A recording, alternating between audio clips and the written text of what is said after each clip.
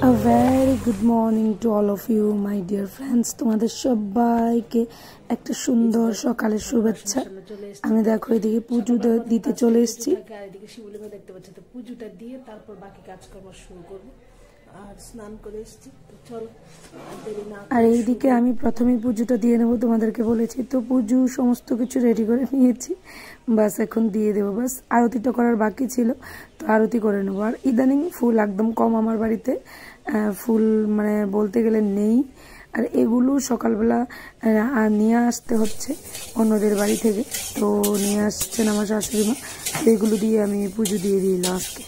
তো চলো পুজো তো দিয়ে দিলাম, এখন চা খেয়ে নেব। আর এইদিকে মাধবকে দেখো, মাধব এখনো ঘুম থেকে উঠতে চাইছে না। কতবার ডাকাডাকি করলাম তবু উঠতে চাইছে না। এপাশ উপাস উপাস এপাশ করে শুধু ঘুমুচ্ছেই ও।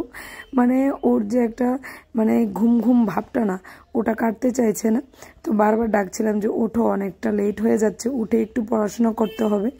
আর ওই বাচ্চাদের যে সকালবেলা একটু পড়তে বসানোর হ্যাবিটটা, তো সেটাই করতে চাই আমি। মানে ওর মধ্যে এই হ্যাবিটটাই আনতে চাই।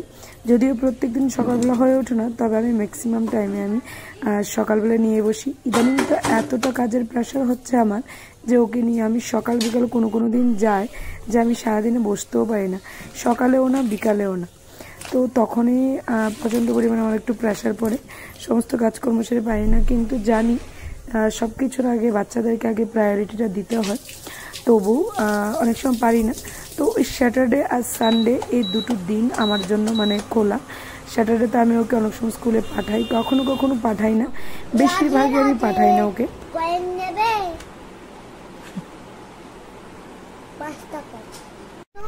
ওই কথাটা আমার মনে পড়ে, 5 টাকা এসেছিল।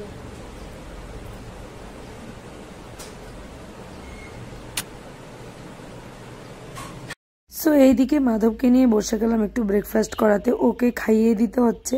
আগে নাকি সুন্দর খেয়ে নিত টপাটপ করে, এখন ও আবার নতুন করে শুরু করেছে।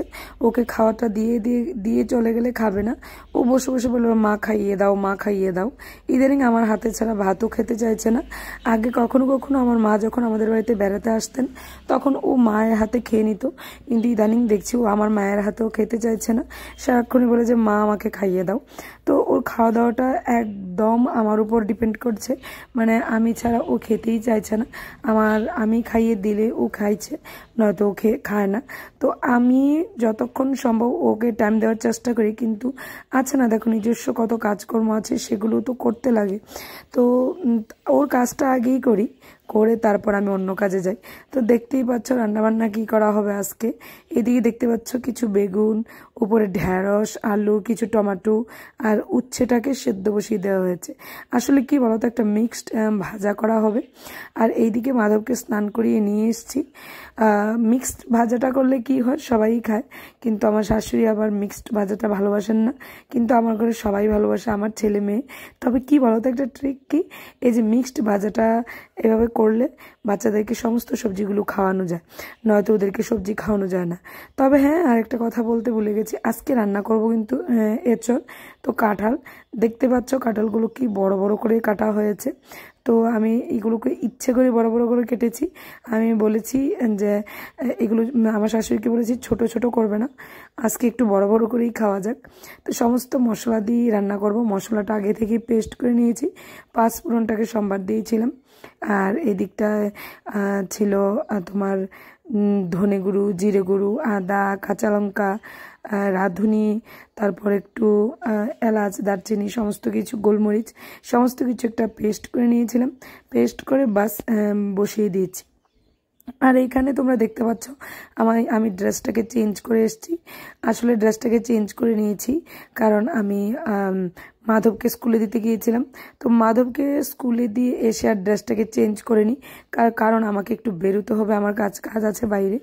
আমার বাইরে কাজ থাকে সম্ভবত বাচ্চাদের কোনো স্কুলের কাজ কিংবা ব্যাংকের কাজ, এই সমস্ত কিছু থাকলে, বা এই যে আছে না একটু অন্য যাই কাজকর্ম থাকে, তো আমি বের হই, আমি করে থাকি কাজগুলি, বাইরের কাজগুলি। তো এই জন্য ড্রেসটাকে আর কি চেঞ্জ করব, এইমাত্র দিয়ে আসলাম, তো ভাবলাম যে ড্রেসটা পরেই বাস বাকি কাজটা সম্পন্ন করে তারপর চলে যাব।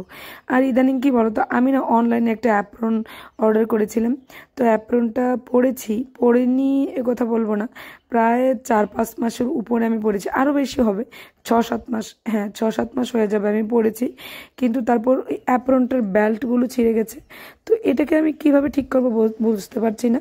আর অনলাইনে যে অর্ডার করব সেই টাইমটাও ইদানিং আমার হচ্ছে না, মানে এতটা বিজি আমি। তো ভাবছি আরেকটা অ্যাপ্রন অর্ডার করে নেব, নয়তো এটাকে একটু রিপেয়ার করে নেব। তো কাঁঠালের আঁচড়টাও রান্না হয়ে গেছে আমার, দেখতে পাচ্ছ সুন্দর হয়েছে কিন্তু। তো এই বাটিটার মধ্যে আমি শিফট করে নেব। আর ড্রেসটা পরে, নতুন কোনো ড্রেস পরে রান্না করলে না একটাই ভয় থাকে, তেল পড়বে কিংবা তরকারির একটু ঝোল পড়ে থাকবে, এই লবণ লাগবে, মানে এই সমস্ত কিছুর একটু ভয় লাগে, নয়তো অন্য কিছু না। আর এই ড্রেসটা নতুন ড্রেস যেহেতু পরে কাজ করছি, একটু আর দুটো ময়লা হবেই। তো আমার একটা বাজে অভ্যাস কি বলো তো, আমি যখনই একবার একটা জামা কাপড় পরি সেটাকে আমি আবার ধুয়ে নিই। এবার জামাটা যত দামি হোক সেটা আমি চিন্তা করি না।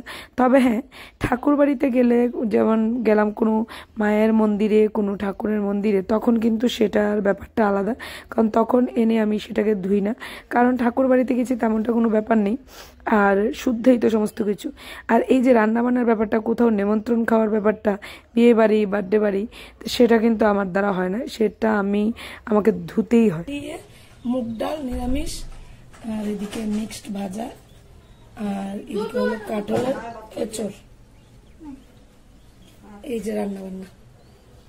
তো ওই যে বলছিলাম ড্রেস ধোয়ার ব্যাপারটা, তবে ওইটা যে বলো তো কি, ওই যে একটা আমিষের ব্যাপার থাকে, আর বাচ্চাদেরকে নিয়ে খেতে বসি, তো মানে জিনিসটা কেমন যেন মানে একটা খটকা লাগে, তো এমন লাগে যেমন ছোঁয়া লেগে গেলেও বাস এরকমটাই। তো কখনো কখনো এই ধোয়ার ড্রেসটা পরি, এই ধোয়া ড্রেসটা আমি ওয়ার্ড্রোবে রেখে দিলে এটার সাথে অন্য ড্রেসগুলো লেগে যায়, তো আমি কিভাবে ওটা আবার ঠাকুর বাড়িতে পরে যেতে পারি যে কোনো পুজোর কাজে। তো চলো, এই জন্য আমি ধুয়ে ফেলে আর কি। তো চলো, এদিকে টেবিলটা মা আর মেয়ে দুজনে মিলে ঠিকঠাক করে নিচ্ছি, সমস্ত কিছুই রেডি করে নিচ্ছি আমি, দেখতেই পাচ্ছ। আবার যেতে হবে আরেকটা জায়গায়। তো সোনাই বাড়িতে ছিল, তো এটাকে গুছিয়ে নিতে তেমনটা অসুবিধা হয়নি, কারণ আমার মেয়েটা না ভীষণ লক্ষ্মী মেয়ে, সমস্ত কিছু গুছিয়ে রাখতে পছন্দ করে, নজর না লাগে মেরে বেটিকেও। তো সমস্ত কিছু গুছিয়ে রাখতে পছন্দ করে, এমনকি ওর একটা বদ অভ্যেস হয়ে গেছে, যখনই কোথাও একটু এলোমেলো উল্টোপাল্টা দেখে বাস বকাবাদ্য শুরু করে দেয় আর নিজে গুছিয়ে নেবে। তো সেটাই। তো যাই হোক, এখন দেখো একেবারে আমি ফ্রি, তো এখন শুধু রেডি হব। তবে হ্যাঁ, রেডি হওয়ার ব্যাপারটা তোমাদেরকে বলি যে রেডি হওয়া মানে আমি বাড়িতে যেরকম কোথাও যাওয়ার সময় একই রকম হয়তো বা লিপস্টিকের শেডটাকে একটু চেঞ্জ করি, আমি বাড়িতেও একটু ফিটফাট থাকতে পছন্দ করি। আর যবে থেকে আমি ব্লগিংয়ের কাজ শুরু করেছি তবে থেকে আমি সবসময় বাড়িতে একটু ফিটফাট থাকি। আগে যদিও ড্রেসের কিছুটা অন্যরকম ছিল, কিন্তু এখন তো একদম টোটালি অন্যরকম। বাস আমি মানে নিজেকে একটু সাজিয়ে গুছিয়ে রাখতে খুবই পছন্দ করি। তো চলো, আর কি বলবো তোমাদেরকে, এখন তো ব্যাংকে যাব, অন্য কাজকর্ম করবো, তো সেগুলো আর শ্যুট করতে পারবো না। তো আশা করি ব্লগটা তোমাদের ভালো লাগবে। যদি ভালো লেগে থাকে তাহলে একটু লাইক করবে, কমেন্টস করবে আর শেয়ার করবে। আর যদি একটু বেশি ভালো লেগে থাকে তাহলে একটু শেয়ার করে দিও। আর প্লিজ হ্যাঁ, সাবস্ক্রাইবটা করতে ভুলবে না, একটু সাবস্ক্রাইব করে দিও। তো টিল দেন, বাই বাই। সবাই ভালো থাকবে, সুস্থ থাকবে, আর হ্যাঁ, নিজেদের যত্ন নেবে, ভালো করে যত্ন নেবে, আর এই গরমে বেশি বেশি করে জল খাবে। দুপুরবেলার খাবার নিয়ে বসলাম, নিচে দেখো কাঁঠালের এঁচড়, আলু দিয়ে কাঁঠাল রান্না করলাম আজকে। এখানে হলো একটা মিক্সড ভাজার সঙ্গে কিন্তু উচ্ছে দেওয়া হয়েছে। আর আছে আরেকটা জিনিস আছে, আমার গলার অবস্থা দেখো কি হয়ে আছে। এটা হলো কাঁঠাল দিয়ে মুগ ডাল, টমেটো দিয়ে কাঁঠাল দিয়ে, একদম কথা বলতে পারছি না গাইস, প্রচন্ড প্রবলেম হচ্ছে গলা, কি যে করবো বুঝতে পারছি না। চলো খাওয়া দাওয়াটা খেয়ে নি। আর একটা পাগল চিৎকার করছে এদিকে।